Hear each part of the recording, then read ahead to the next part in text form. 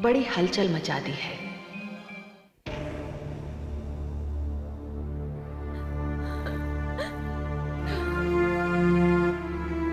पुत्री, पुत्री, माता श्री।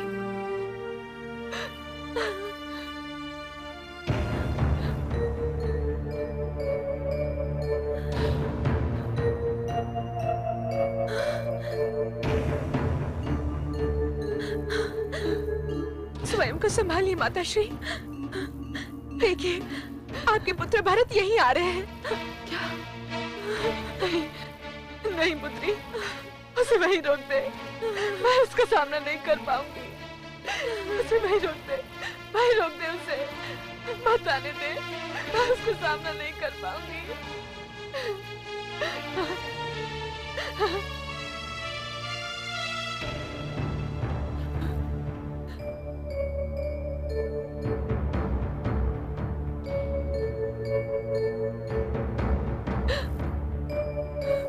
माता श्री, माता,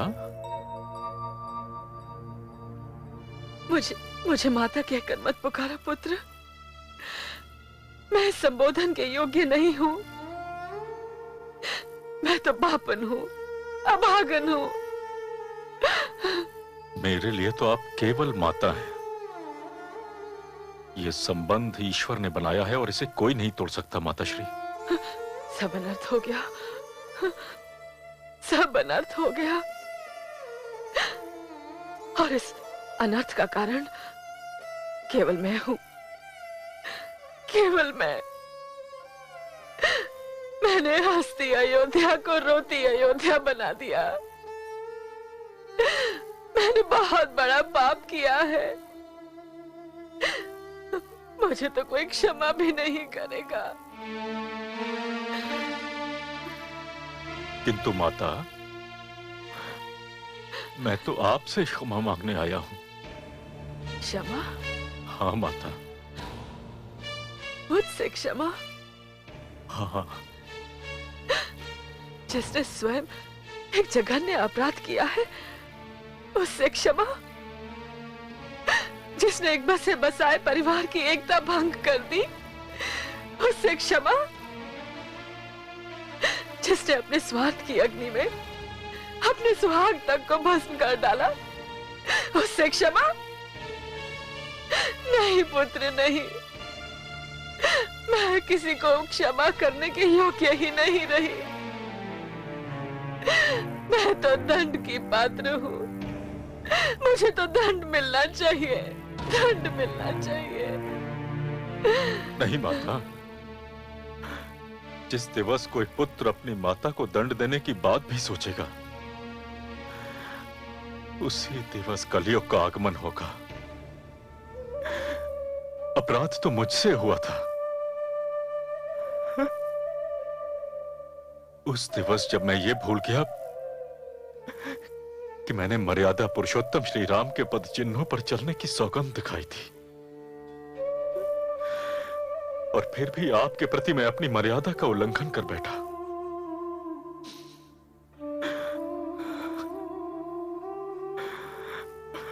माता, माता मुझे क्षमा कर दीजिए, मुझे क्षमा कर दीजिए माता। पुत्र, पुत्र, तो ये सब मेरा मन रखने के लिए कह रहा है ना? अन्यथा मुझसे कोई क्षमा क्यों मांगे? मैंने तो पाप किया है। मैंने तो अपने उस पुत्र को वनवास भेज दिया, जो हर घड़ी माता माता कहकर मुझ पर न्योछावर होता था, जो अपनी माँ को भूलकर मेरी गोद में समा जाता था।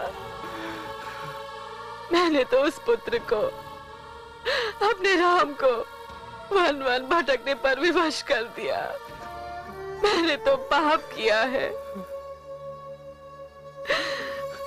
मैं अपने पाप का प्रायश्चित कैसे करूं, कैसे करूं? माता, माता, माता, प्रायश्चित संभव है। जो भूल हमसे हुई है उसे सुधारा जा सकता है। कैसे पुत्र, कैसे? मैं भ्राता श्री राम को ढूंढने जा रहा हूं माता। मिलने पर उनसे विनती करूंगा कि वो अयोध्या लौट चले, किंतु यह तभी संभव है जब आप भी मेरे संग चलें। वो आपकी बात कदापि नहीं टालेंगे। केवल आप ही हैं जो उन्हें अयोध्या लौटा सकती है। चलिए माता, हम अपने अयोध्या की बिगड़ी हुई स्थिति पुनः संवार लें। तो चल पुत्र, चल, अभी चल। मैं अपने राम के पास जाऊंगी, उसे अपने प्यार की दुहाई दूंगी। मेरा राम जहां भी हो, मैं उस तक पहुंचना चाहती हूँ। वन, पर्वत, समुद्र, अब कोई मेरी राह नहीं रोक सकता। अब कोई मेरी राह नहीं रोक सकता।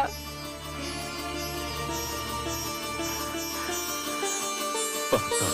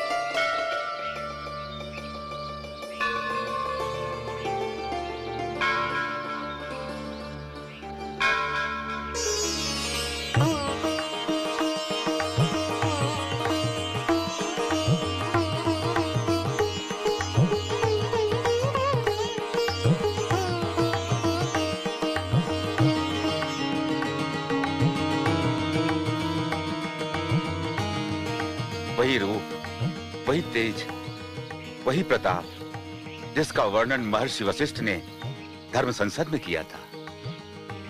मानो ब्रह्म की शक्ति ने मानव रूप धारण कर लिया हो।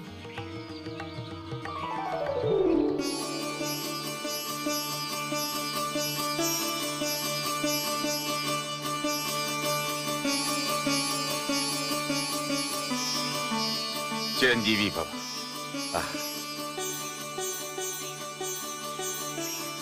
सौभाग्यवती भव, यशस्वी भव, चिरंजीवी भव। गुरुदेव,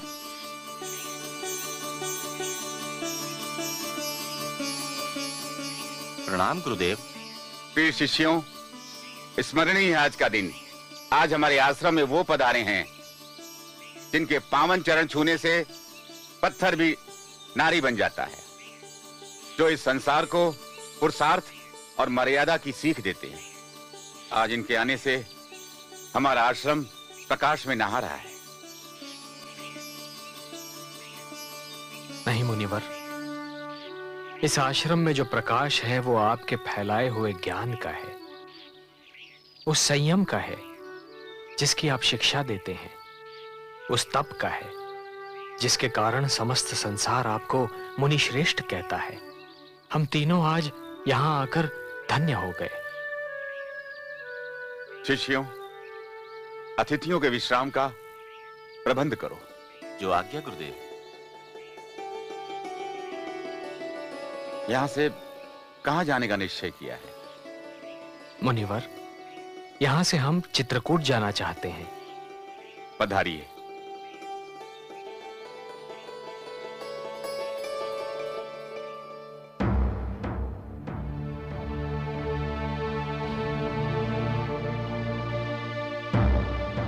महारानी सुनाए ना, महारानी सुनाए ना।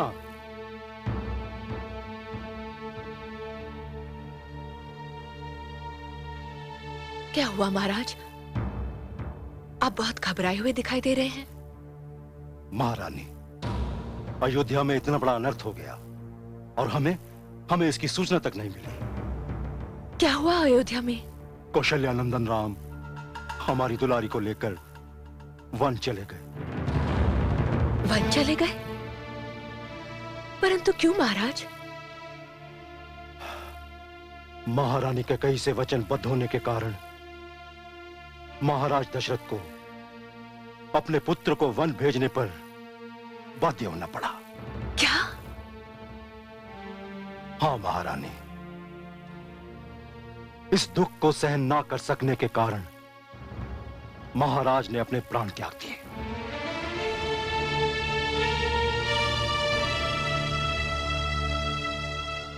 राम और पुत्री सीता वन चले गए और महाराज दशरथ स्वर्ग को। ये तो सत्य ही घोर अनर्थ हुआ अयोध्या वासियों के साथ। हाँ महारानी, यह भी सूचना मिली है कि भरत एक विशाल सेना लेकर वन की ओर प्रस्थान करने जा रहा है।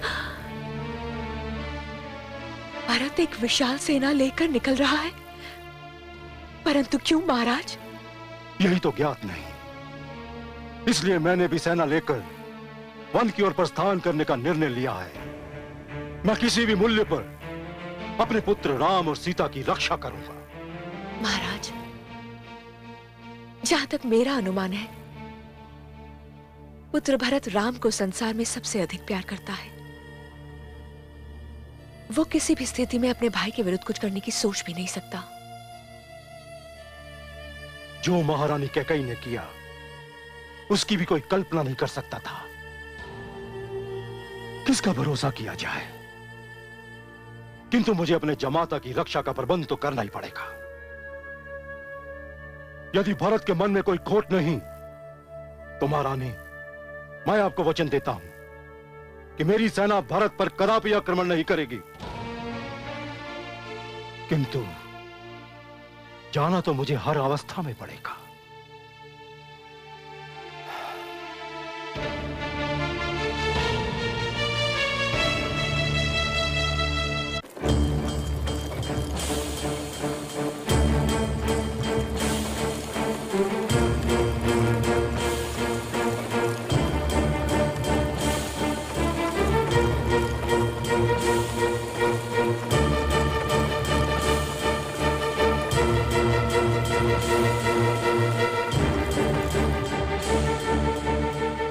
निषाद राज, निषाद राज, निषाद राज, सेना, सेना, सेना। अयोध्या के युवराज भरत एक भारी सेना लेकर इस ओर चले आ रहे हैं। मैंने अपनी आंखों से देखा है। अच्छा, समझ गया मैं। हो न हो, वो अपनी गद्दी को किसी भी संकट से बचाने के लिए हमारे प्रभु श्री राम के पीछे जा रहे हैं। निषाद वीरों, यदि तुम्हें अब भी यह ज्ञात ना हुआ हो, तो मैं तुम्हें बताता हूं कि ईश्वर ने हमें प्राण क्यों दिए हैं। सब ध्यान से सुनो। ये प्राण हमें इसलिए मिले हैं कि हम इन्हें अपने श्री राम पर निछावर कर दें। प्रभु श्री राम की, प्रभु श्री राम की, प्रभु श्री राम की। यदि अयोध्या के युवराज ये समझते हैं कि हमारे होते हुए वे हमारे प्रभु श्री राम तक पहुंच जाएंगे, तो ये उनकी भूल है। हम निषाद वीर उनके और अपने प्रभु राम के बीच रक्त का ऐसा समुद्र बना देंगे जिसमें उनकी सेना डूब तो सकती है, किंतु पार नहीं कर सकती। प्रभु श्री राम की, प्रभु श्री राम की। परंतु सबसे पहले यह जानना आवश्यक है कि युवराज भरत के मन में क्या है।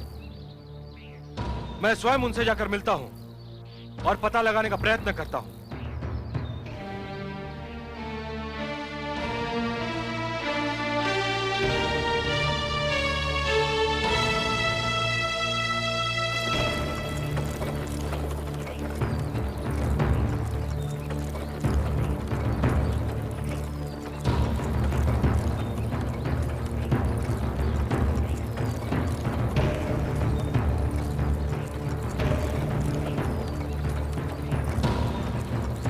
सारथी, रथ रोको सारथी।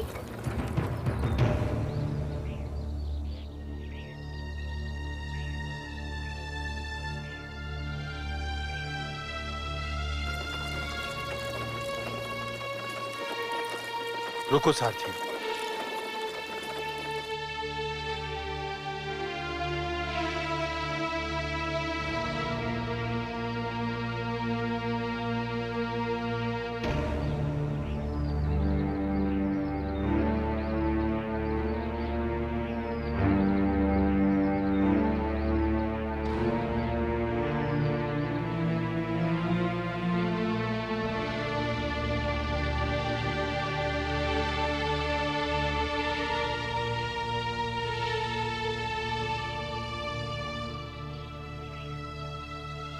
ये क्या माता, आप लोग रथों से क्यों उतर आई?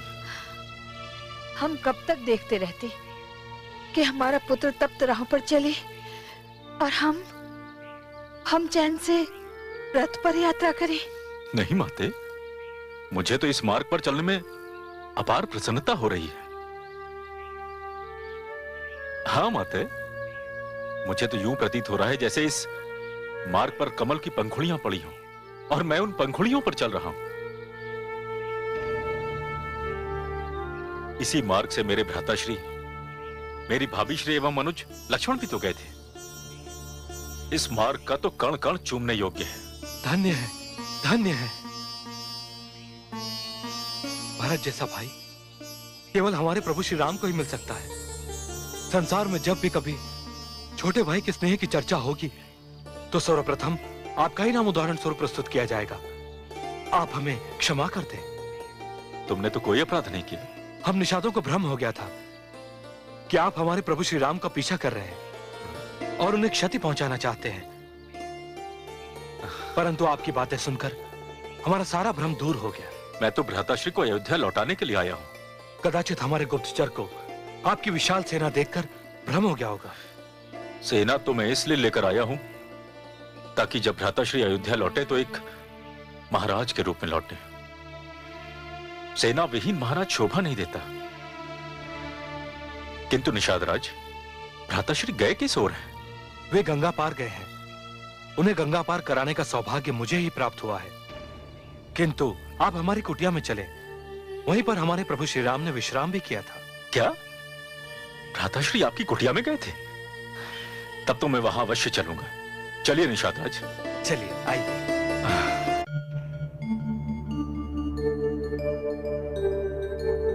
पधारिए।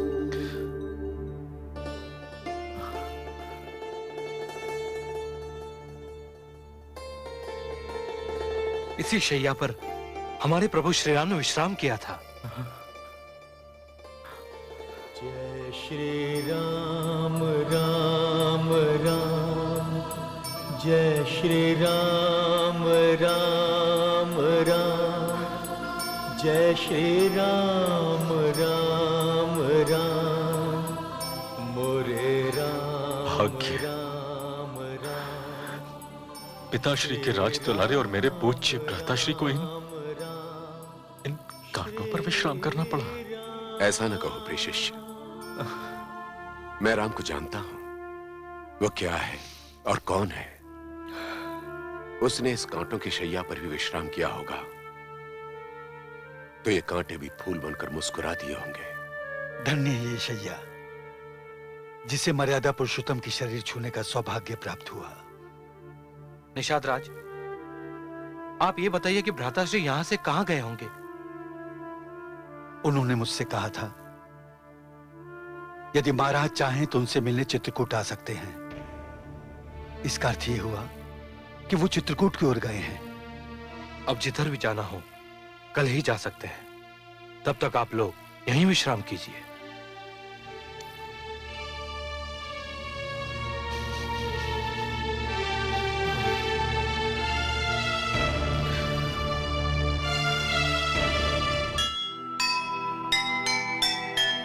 भरत खोजते राम को, दर्शन की है प्यास।